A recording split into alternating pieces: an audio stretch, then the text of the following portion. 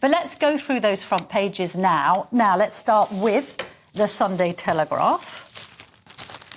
Let's hope you can see that. Pylons to be forced on public to hit net zero goal. That's likely to go down very well with Telegraph readers. Not. The Sunday Times, 10,000 killed by asbestos in schools. It's a good story, that. You'd have thought that asbestos had been stripped out of schools, but no, it's still in the classroom.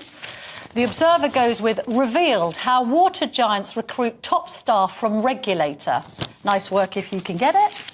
The Mail on Sunday, another great story here. Woke Met ban badge of tribute to fallen officers, which we're going to get into in just a minute.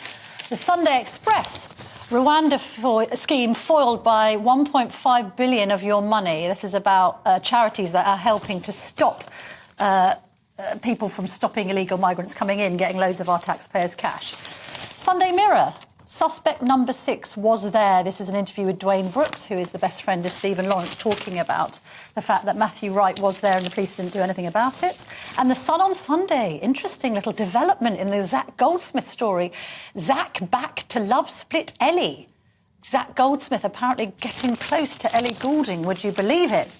Now, for that and other matters, not that we're going to be discussing Goldsmith's love life, but Madeline Grant, my Telegraph colleague, friend and columnist, joins me now to go through the papers. Now, Madeline, let's talk about what I've described as the Tory takedown story of the day, because it's not very good reading for the Conservatives this morning. My God.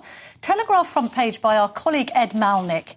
Tories on course for record defeat in Dorries by-election. I mean, this is absolutely devastating news, and it seems to be coming very thick and fast at the moment for Rishi Sunak. So Nadine Dorries currently sits on a majority of almost 25,000, wow. And a new opinion poll is showing that, based on current trends, that seat would fall and go to the Labour Party. I mean, that's astonishing. They've held it since 1931, mid-beds. I mean, I get that they want to punish the party. Previously, by-elections might have punished the individual, I guess. Yes. But Dorries hasn't done that much wrong except back Boris Johnson. Precisely. I mean, it's one thing, I think, Tiverton and Honiton and also Owen Patterson's old seat in Shropshire, these things were more understandable because the MP in question was really implicated in this, whereas this seems to be more like a kind of wholesale rejection of the Conservative Party by the electorate. And also, we hear in the Times, is talking about another MP who possibly faces a by-election, Chris Pincher. Now, he's been investigated by the Common Standard Committee. I think if he gets more than a 10-day ban from Parliament, that will also spark a recall petition and a by-election that, again, the Tories could face. So we're up to 4 by-elections that they could lose. Yes, yes. And Chris Pincher, his seat is Tamworth, and he's sitting on just under 20,000. Again, ordinarily these seats would be safe as houses, but it really does seem that the Conservative Party is in such a state that there is no such thing as a safe seat for them anymore. And Chris Pincher, of course, more personally implicated in what went wrong there, so you would expect there to be a greater kind of anti-him in particular vote. And all of this happens with kind of great regularity, and it's very damaging to both to the morale within the Conservative Party, the MPs who are considering whether or not they run at the next election, and also to Sunak's authority as Prime Minister. But this sort of exodus, it doesn't really inspire confidence, does it, for all of these MPs to already say, look, you know, I'm stepping down. The counter-argument is, well, you need to select somebody for my seat, so I may as well tell you now, rather than closer to the time. I read something today, Madeline, about actually will he put off the election? We keep on talking about 2024. Will he push it to January 2025 because the economy might have slightly improved better than it might do next autumn? Yes, and another reason that that might be a sensible plan is that this latest setback with Rwanda means that you won't, the prospect of flights anytime soon is now looking more remote, so perhaps a bit more time he might at least be able to boast of maybe having sent a flight or two. That the plan is at least vaguely working. We live in hope. Yes. That somebody may be sent to Rwanda at some point soon. Now, let's talk about Piers' own Partygate. This is members of the House of Lords who have been, quotes, partying with Putin's man in London, according to the Sunday Times. Yeah, this is a really cracking story in the Sunday Times today. So a pair of peers, Lord Balfe and Lord Skidelsky, were last month celebrated Russia Day, which is the kind of celebration of the founding of Russia as a nation, with the Kremlin's ambassador to London, which strikes me as, you know, not normal diplomacy. This is not normal engagement with Russian channels. This is a very sort of specific patriotic Russian celebration. And at this particular event, there was apparently lots of talk of Britain overzealously supporting the Ukrainians and so forth. So it seems that, you know, I think at times there has been an expectation that people have nothing to do with anything Russian, whatever it is. There was a particularly ridiculous example of the writer Elizabeth Gilbert. Her book was pulled from publishing because it was set in Russia. I mean, this seems this seems a far cry from these that. are members of the House of Lords who are doing this. It seems completely wrong and should probably be investigated.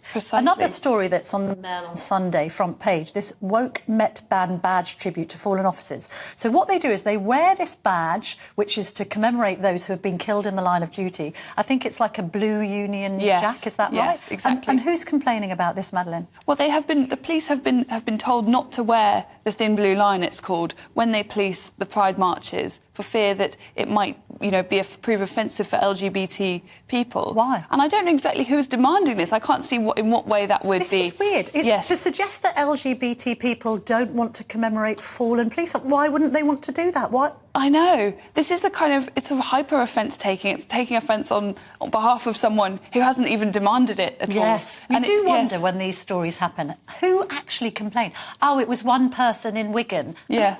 And then everything's changed. I mean, what's going on here? Yeah. Also, the police can't get it right, can they? Because we've seen them being at Pride marches, you know, a policeman proposing to his gay lover or a policeman dancing in the street and they get it wrong. And now people who are involved in Pride say that they can't wear their own badges too. I find it odd. And it's the thing that I just find really extraordinary about it is that part of the point of the thin blue line is that you commemorate colleagues who've already fallen in action. And you would think that, you know, the police force will no doubt have a vast range of people with different political beliefs who work in it. But one thing almost everyone could agree on is the need to commemorate fellow officers who've died serving their cause. But yet somehow this has been deemed potentially offensive it's as well. It's unnecessarily divisive wokery in my mind. Let's talk about a revolving door story. We see this quite a lot, don't we, with people jumping from governmental bodies and quangos into different influential and often high-paid roles. What's going on with the water giants? Where are they recruiting their top staff from? Well, the Observer... This is in the Observer. This is, yes, and they've revealed that 2/3 of England's biggest water companies are employing key executives who specifically previously worked at the water regulator. Oh, how cosy. Yes, how cosy. And it's, as you say, it's a very common trend. There's this kind of revolving door, this merry-go-round linking quangos, regulators, and, you know, the same people in a very kind of chummy way, moving from job to job. Incestuous. And presumably have been picked partly because they may have, you know, excellent contacts, but also because it will help these companies navigate what may be a complex regulatory environment. But as you say, it feels very incestuous. You'd also be worried about groupthink. I mean, the water companies haven't been behaving very well lately. You know, a number of bosses have had to give back their bonuses. And you just sort of think, like, maybe we need to have some thinking that might be more representative of people who pay water bills rather than this internal merry-go-round this is not going away. I know. Well, we hope to get a water boss on at some point. We've tried. And funnily enough, they're being a bit shy about coming on there. So we live in hope. Now, I know you're very much a cricket woman. Yes. I don't want to necessarily talk about the Ashes right now. Let's talk about just because the Bazball doesn't seem to be working, although I like to call this show Political Bazball, and that does seem to be working. But, Madeline, let's talk about the tennis. The tennis. New balls, please. Wimbledon tomorrow. Now, why are all of the newspapers focusing on Katie Boulter, apart from the fact that she is, of course, very attractive? A gorgeous young woman. Indeed. And she's on page 3 of the Express and across all of the other newspapers. Astonishing. Well, she is the British #1, and you know it's potentially looking like a good year for us at Wimbledon. You know, we've got Cameron Norrie, our male #1, got to the semi-finals last year. I mean, he wasn't playing fantastically well at Queen's. I think although he did get to the quarter-final, so there was a chance there. And of course, Andy Murray is still in it, and he will be playing his opening round is against another Brit, Ryan Peniston. Yes. Now, Andy Murray, I read, had beaten Novak Djokovic in a kind of practice set, which is obviously a good sign. Yes. It's the 10-year anniversary this year of him winning Wimbledon in 2013. There's a great piece in The Telegraph, actually, about it all and the background to it all.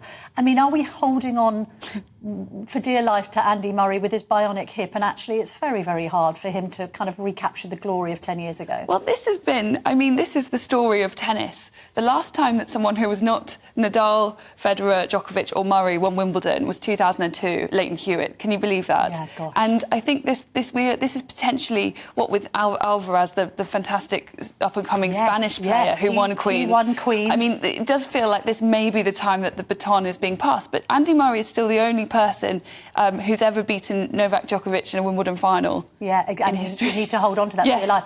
Just Stop Oil threatening to get their orange powder out. Madeline, a thought on Just Stop Oil? No doubt they will. Although, because I think that we had Johnny Bairstow, I was actually there on Wednesday at the Ashes. What was that like then? Well, I was sadly not at the right end to have a really good glimpse of it, but he grabbed him like a sack of potatoes and just ran away with him, and everyone cheered. All hail Bairstow for that. Which I know, it was heroic. It was much more exciting or much less disappointing than the cricket that we saw that day.